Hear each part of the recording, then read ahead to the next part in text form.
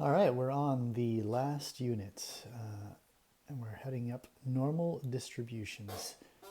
So this actual content is probably the one of the most important for social science, psychology, any of those fields, mainly because the normal distribution shows up a lot in research. So there are a lot of things. In fact, sometimes it's assumed that things will show up as a normal distribution, and then you're surprised if they're not.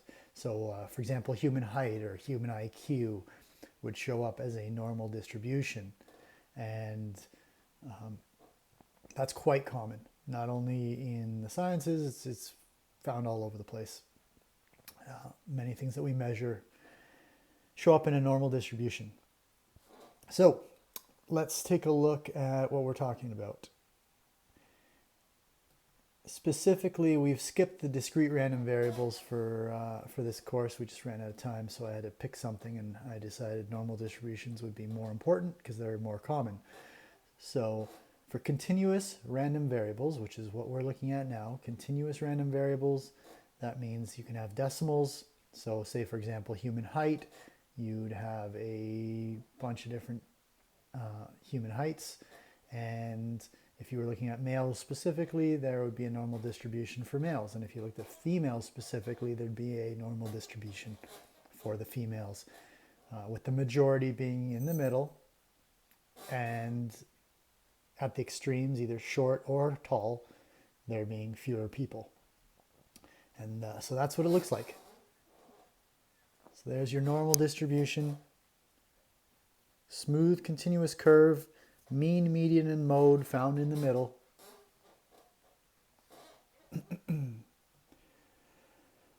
All right, probabilities can be computed by finding the area under the curve with the appropriate interval.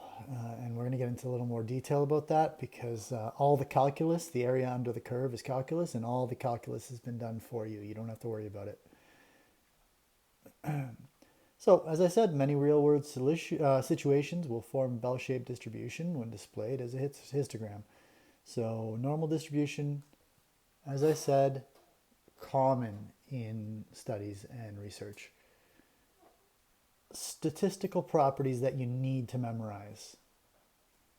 Well, this is what it looks like, where the mean is up the middle, and the standard deviations, you can go to the right, one standard deviation, or two, or three. Or you can go to the left, one standard deviation, two, or three. The properties you need to know: it is symmetrical. The mean, median, and mode are equal, fall at the line of symmetry down the middle. Obviously, you saw the shape, it's a bell curve. This is the one you really need to know.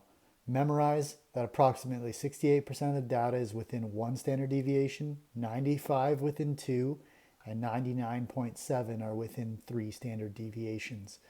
Those numbers will make it possible to solve problems moving forward. Notation, you can see it in a couple different ways. Usually the mean, and then there's either the variance shown, in which case you need to take the square root of it, or it'll show you the standard deviation and it'll square it, which is also the variance, but it'll just show the standard deviation and then have a squared at the top right corner, the superscript. So you'll see it either way, and what you're looking for is standard deviation. You do not need to know the variance. You need to know the standard deviation. So if they give you variance, you got to take the square root.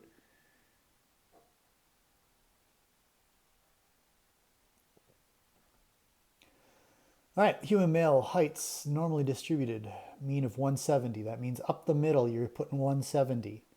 Standard deviation of 10, meaning every notch to the right or left, you're going up 10 or down 10. So there we go. 170 in the middle, up 10 or down 10 on the left or the right. Those are the standard deviations. What's the percentage of men less than 170? 170 is right up the middle. That means there's 50% less than and 50% Greater than. What percentage of men are between 160 and 180? 160 and 180 are one standard deviation from the mean. So there was already given to you a property in the previous slide telling you what one standard deviation is.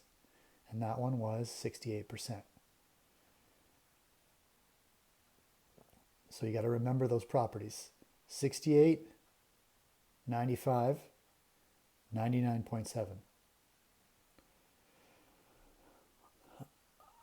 Yeah, Laura is an engineer who designs roller coasters. She wants to develop a ride that 95% of the population can ride. That means 2 standard deviations. The average adult in North America is mass of 71.8 with a standard deviation of 13.6. What masses should she anticipate? So take the 71.8, that's the mean. Add 2 standard deviations, that's the top maximum. Subtract 2 standard deviations, that's the minimum, and you have your mass range. Remember, 2 standard deviations is 95% of the population. That's a thing you need to know.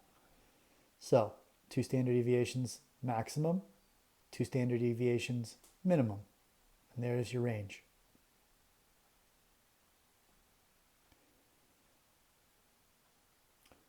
All right, draw a diagram that represents the percentage of the data that have these values for x. Mean, and with the variance, you take the square root to get the standard deviation. You want above 55. So what's greater than 55? Draw yourself a picture of the normal curve, put your 50 in the middle, and then show 55 is 1 standard deviation above it.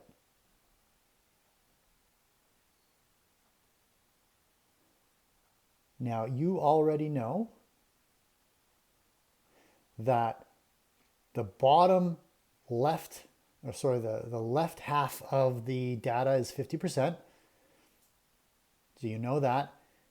And you also know 1 standard deviation to the left and the right is 68%. So if 1 standard deviation to the left and the right is 68%, half of that would give you the area from the mean to x equals 55. That little space would be represented by half of 68, and then everything to the left would be 50%. And as a result of knowing all of that, you can get the area. So we'll show you the math now. There's 34% because half of 68. And to the left of the mean is 50%, we know that. So that's a total of 84%. 100 minus 84 is the remaining area.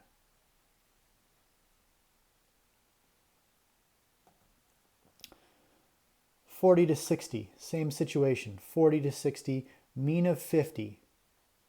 40 is 2 standard deviations.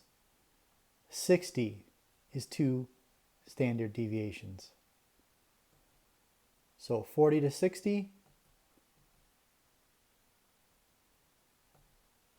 2 standard deviations, 95%. Your homework is the handout. Ooh, less than 38. Okay, this is a random number. There's no standard deviations to know. You don't know how to do this yet. That's where we're going to work towards. X equals 38, we don't know how to do this yet.